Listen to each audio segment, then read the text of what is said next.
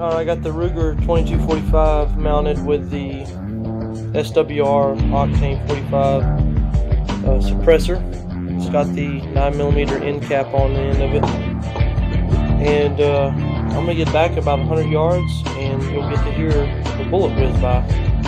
Of course, these are full sonic loads, but out of a short gun like this, they're going to be subsonic. Let's give it a try.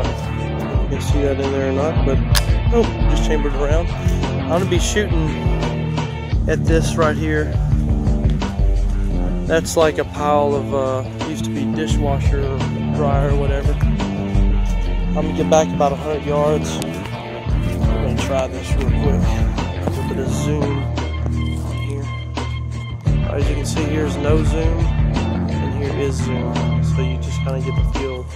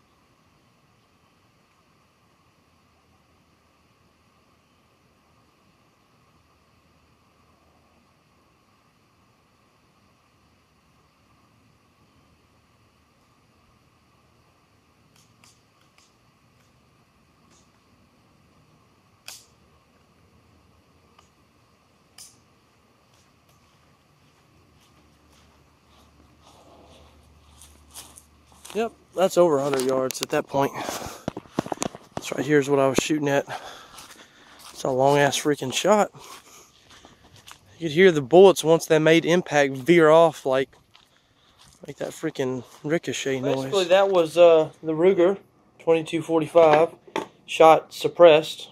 And I keep forgetting a lot of you guys out there don't have suppressors, so I'll do the same exact shooting, same distance and everything, unsuppressed, to give y'all a feel of what it actually is like, so you can compare suppressed and unsuppressed. Alright, same distance. Camera's angled shitty though. Angle my camera, there we go.